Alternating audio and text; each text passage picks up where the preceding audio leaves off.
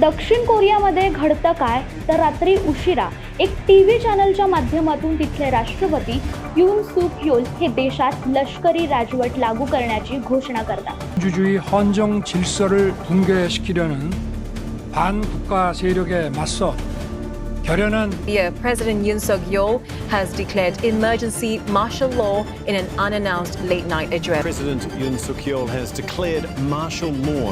He made the unexpected announcement in a late-night television address. दक्षिण Korea के राष्ट्रपति यून सुक योल ने देश में आपातकालीन सैन्य कानून यानी कि मार्शल लॉ लागू कर दिया है. जी हां, साउथ कोरिया से सरकार ने मार्शल लॉ लागू कर दिया. त्याचे परिणाम तिथे राजकीय अस्थिरता निर्माण होते. देशातील सत्ताधारी पक्षातील काही नेत्यांसह विरोधी पक्षातील नेत्यांनी या निर्णयाला विरोध केला. या अस्थिरतेमुळे देशातील लोकशाही व्यवस्थेला धोका निर्माण झाला. म्हणून जितक्या अचानकपणे आणीबाणी लागू करण्यात आली तितक्याच वेगाने हा निर्णय मागे देखील घेण्यात आला. दक्षिण कोरियातील एक अशी घटना जी जगभराचं लक्ष वेधून घेते. एक लोकशाही राष्ट्र, आशियातील 4थ्या आणि जगातील 12व्या स्थानावर असलेली अत्यंत विकसित अर्थव्यवस्था असलेलं राष्ट्र दक्षिण कोरिया.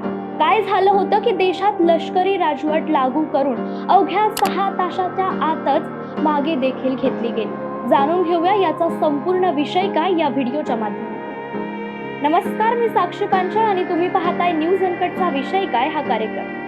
3 डिसेंबर 2024 रोजी रात्री दक्षिण कोरियाचे राष्ट्रपती युन सुक योल यांनी एका राष्ट्रीय टेलिव्हिजन भाषणात आणीबाणीची घोषणा करून मार्शल लॉ म्हणजेच लष्करी राजवट लागू केला. राष्ट्रपती युन सुक योल यांनी आपल्या संबोधनात म्हणाले काय तर उत्तर कोरियाच्या कम्युनिस्ट शक्तींकडून निर्माण होणाऱ्या धोक्यांपासून दक्षिण कोरियाचे संरक्षण करण्यासाठी आणि देशविरोधी घटकांना संपवण्यासाठी मी आणीबाणी म्हणजेच मार्शल लॉ जाहीर करतो. 1979 मध्ये राष्ट्रपती पार्क चंग हिंग यांच्या हत्येनंतर 1980 नंतर हा पहिलाच मार्शल लॉ असेल जो दक्षिण कोरियामध्ये लागू करण्यात आला. पण खरं मार्शल लॉ म्हणजे काय, चला जाणून घेऊया.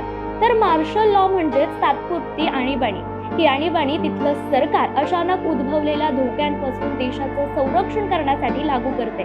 जेव्हा मार्शल लॉ लागू करण्यात येतो तेव्हा लष्कर हे प्रशासनाची सूत्र हाती घेतात. राज्यातील अंतर्गत सुरक्षा व्यवस्था जी पोलीस दलांच्या हातात असते त्यावर सुद्धा लष्करांचंच वर्चस्व असतं. खरं तर एका प्रकारे लष्कराकडेच देशाची संपूर्ण सूत्र येतात. कायदा आणि सुव्यवस्था राखण्यासाठी नागरिकांच्या मूलभूत हक्कांवर बंधनं देखील घातली जातात आणि ते सरकारला विरोध सुद्धा करू शकत नाही. का तर कर्फ्यू लावण्यात येतो आणि अशाच अनेक गोष्टींवर लष्करांचे निर्बंध लागू होतात. आणि दक्षिण कोरियातील या अचानक घोषणेने देशभरात आणि जगभरात खळबळ उडाली आहे. लोकशाही देशात अशा प्रकारे सैन्य शासन लागू करणे हा अत्यंत गंभीर निर्णय आहे. देशाला उत्तर कोरियाच्या समर्थकांचा नायनाट करण्यासाठी हे पाऊल आवश्यक असून लोकशाही व्यवस्थेच्या रक्षणासाठी आपण हे पाऊल उचलतोय. देशात लष्करी राजवट लागू करण्याशिवाय कोणताही पर्याय नाहीये असं राष्ट्रपती युन सुक योल यांनी यावेळी त्यांच्या भाषणात म्हटलंय. त्यांच्या म्हणण्यानुसार पहिला मुद्दा म्हणजे उत्तर कोरियन कम्युनिस्ट दलांचा. म्हणजेच याचा अर्थ असा की उत्तर कोरियातील कम्युनिस्ट शक्ती दक्षिण कोरियातील अस्थिरता निर्माण करण्याचा प्रयत्न करते. उत्तर कोरिया एक हुकुमशाही देश आहे आणि त्यासोबतच दक्षिण कोरिया एक लोकशाही देश आहे. उत्तर आणि दक्षिण कोरिया यांच्यात ऐतिहासिक दृष्ट्यापासूनच ताणतणावपूर्ण संबंध राहिलेत.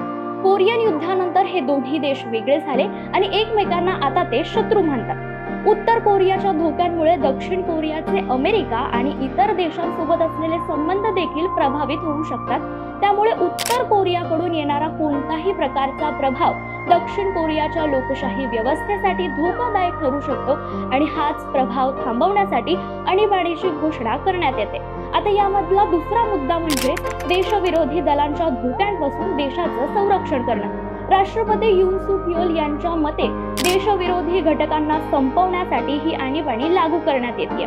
उत्तर कोरियाचे समर्थन करणारे सर्वच लोक देशद्रोही आहेत आणि त्यांचा नाश करणे आवश्यक आहे.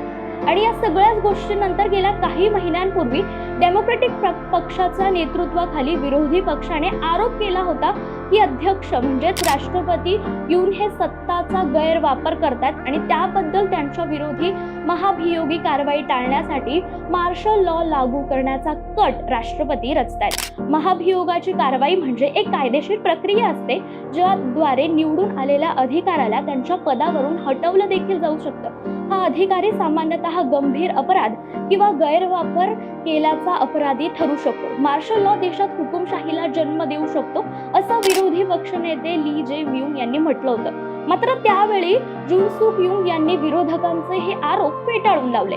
पंतप्रधान हान डूक सू यांनीही हा दावा फेटाळून लावला आणि दक्षिण कोरियाचे लोक असं पाऊल स्वीकारणार नाहीत असं देखील त्यांनी त्यावेळी म्हटलं होतं. आणि यावेळेस घडलंही अगदी तसंच.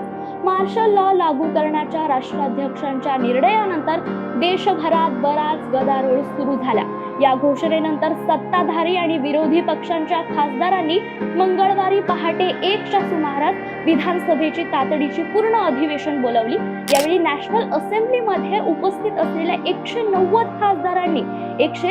खासदारांनी राष्ट्राध्यक्ष यून यांच्या मार्शल लॉ घोषणेच्या विरोधात मतदान केलं. दक्षिण कोरियाच्या राज्यघटनेनुसार जर संसदेतील बहुमताच्या आधारे मार्शल लॉ हटवण्याची मागणी केली जाईल तर तेव्हा हा आदेश फेटाळू शकतो. सर्व खासदारांच्या एकमताने विरोध केल्यामुळे हा आदेश मागे घेण्यात आला. तसेच या घोषणेनंतर सेना, विरोधी पक्षाचे खासदार आणि सर्वसामान्य नागरिक रस्त्यावर उतरले.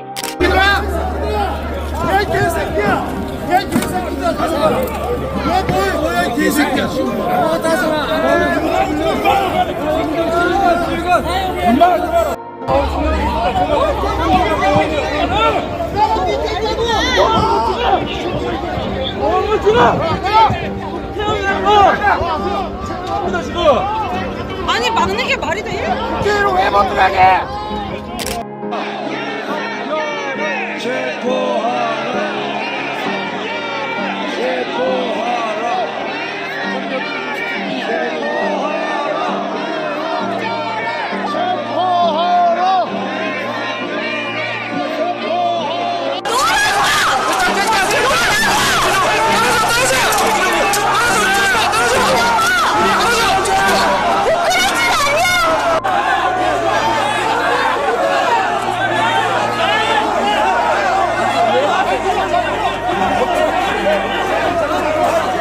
जनतेचा प्रचंड विरोध आणि रोष पाहून अखेर राष्ट्राध्यक्षांना त्यांचा हा आदेश मागे घ्यावा लागला. यून यांनी बुधवारी म्हणजे आज पहाटेच्या सुमारास राष्ट्राला संबोधित करताना सांगितलं, मी ताबडतोब नॅशनल असेंब्लीची विनंती स्वीकारतोय आणि कॅबिनेटद्वारे मार्शल लॉ उठवतोय.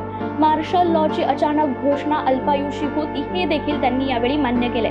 या घटनेने लोकशाही मूल्यांचं महत्त्व सिद्ध करून दाखवलंय आणि सत्ताधाऱ्यांवर जनतेच्या इच्छेचं प्रभुत्व देखील दाखवलंय.